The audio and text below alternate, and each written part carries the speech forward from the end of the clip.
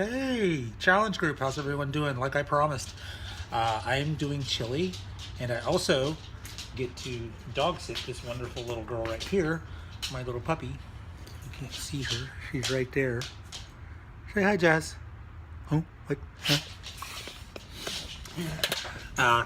Yeah, kind of the shared parenting thing when you go through a divorce stuff, and it's been really nice. So I get to share parent her today, and this evening actually, and in exchange for that I also get to use the kitchen and make some chili this evening for myself and for my meal prep coming up this next weekend. I'll freeze this stuff and then bring it out Sunday evening and then prepare it in my containers and everything. So that was the payoff. That was the nice thing that was given to me by my ex-wife. And it's one of those things where later on in life you just realize that some people you just get along with better when you're not married to them. So it's just been one of those things where it's been live and learn, and I've learned a lot the last couple months. So with that being said, these are my ingredients right here. I already made up some fresh ground beef. Already did that. Jalapenos for your chili. Of course, the onion, gotta have that. Homemade tomato juice. Wonderful, I love this stuff because you can sweeten, unsweeten it however you want to do it. And beef stock.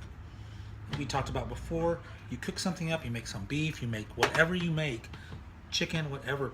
Always remember when you are making stuff like that, it's a great idea to hold on to the broth, okay? Because that's flavor right there, and you can use it later on. You can put it in a container, seal it, whatever, and freeze it, and then use it for later. It'll save on your money. Trust me, trust me, trust me, please trust me.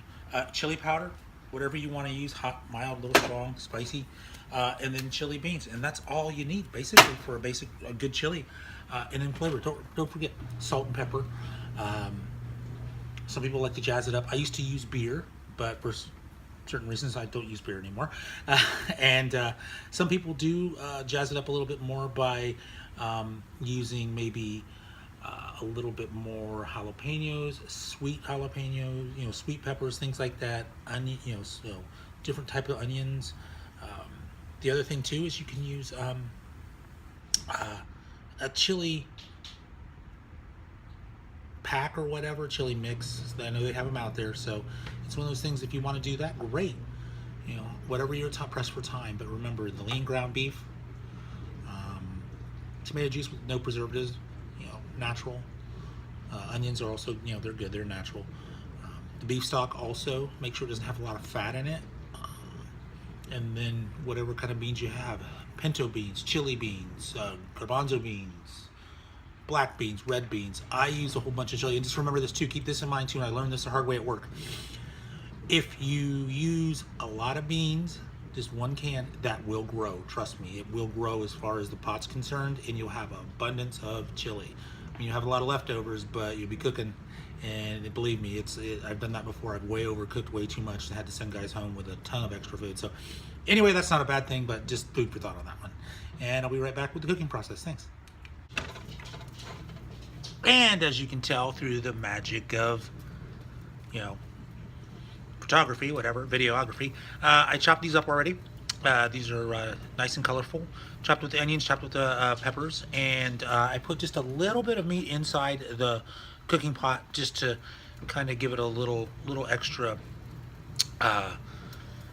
grease or whatever you want to call it, and have it about medium, little above medium heat, and going to throw the onions in, let them get translucent and everything, and then we'll throw the meat in, which is already pre-cooked, so it already has to heat up, and then add the other ingredients in. So stay tuned. There we go. That's what you're looking for, and a little bit of pepper and salt to season it up a little bit to give it some more flavor. You could also add chili powder into this right now if you wanted to kind of infuse the chili powder flavor inside into the chili, into the vegetables themselves. So that's just totally up to you how you guys want to do that. Hey again. Just another thing too is if you decide not to use a little bit of meat to kind of make that little glaze on the pan for like an oil. You can also use extra virgin olive oil, which I just added just a little bit in, and then you stir it around And I prefer a wooden spoon, but that's just how I am. Whatever utensil you want to use, but just be careful. Remember what you use. If you use plastic, it can melt, so it can ruin your dinner. And I also added the chili powder to this too, just to give it a little more kick and to give the aroma, to give that smell of chili, and kind of we eat with our noses and our eyes, so just kind of gives you that warm feeling on a cold day. Of course, unfortunately, it's not cold today. Well, I should say fortunately, it's a little warm out, sun's out, so welcome to Ohio. Okay, so we are pretty much done with the cooking process for the meat and the peppers and the onions. And what I do here is I just go ahead and you want to take out the meat, the flavoring, whatever, however you want to do it. Take it on out, pour it out. Be careful you don't burn yourself. Like I said, been there, done that before. And whatever falls on the floor, the dog usually eats, as long as it's not too hot. And then what I do also is I take this, and you can do kind of a deglazing thing with this too, like you did with, like I showed you before with the beef tips. Take the beef broth, and you've got a lot of this stuff still on there, and it's still cooking. See that? Like I said, that is flavor right down in there, and I've got to hurry up because if I don't get it off, it'll burn permanently on there. And just put it on there, and fizzes on up. Stir it a little bit. You get all that flavor right off the bottom of the pan. And then once you've got all that off, and once you've got it scraped off the bottom as best you can, it makes it easier for cleaning, trust me. I have a lot of guys at work yell at me for how many pots and pans I can go through. It's amazing what you can destroy in a firehouse kitchen. So, but anyway, and then finish pouring the rest of your flavor in. Put the meat back in, and the onions and the peppers. And I crank it up just a little bit, stir it up, and here's where the easy part gets easier. All you do is just, add your tomato sauce. As you can see in here, this is starting to expand. And at this time, I go ahead and just put a little bit more chili powder, a little bit more. Stir it on up, and you can already smell the chili.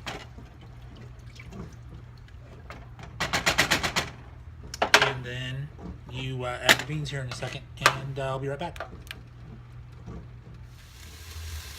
Okay, it's all ready and everything, so all I have to do is just add the rest of the meat in.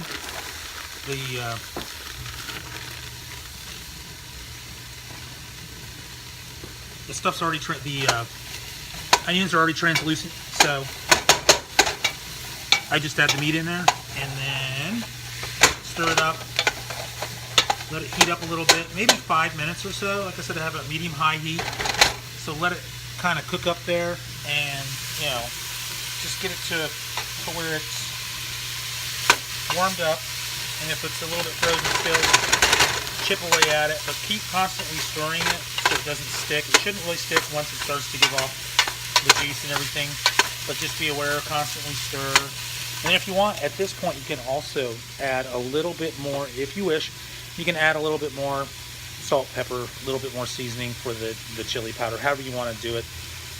Some people add paprika, other different spices. I do the same thing at the firehouse. It just depends. Also depends on what, who you're cooking for, and what they like in their ingredients. So just keep that in mind, and we'll be back. So I'm back, and we are done basically. I just wanted to let you know also that a couple more ingredients that you can put in are cumin, paprika, smoked paprika.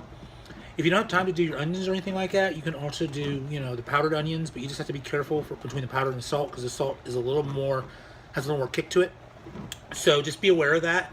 And when you're cooking, make sure that you constantly stir if you keep it on high. Medium heat, medium low, cover it, and then, stir it on occasion. And then what you come out with is something to this effect of your chili bowl, just like that. I mean, I sometimes go a little thicker with my chili, but on this occasion I just wanted to go a little soupier. That way it goes a long way also. So I mean, you can add tomato paste, hunk tomatoes, chunk tomatoes, whatever you want to do it, however you want to do it, it's your recipe. Make it yours, put your label on it. Like I said, I used to do a beer chili. Wonderful, excellent, and I'll send that out to you guys if you want that recipe also. And that's all I have for you. So you guys have a great evening, and we'll talk to you soon. Bye.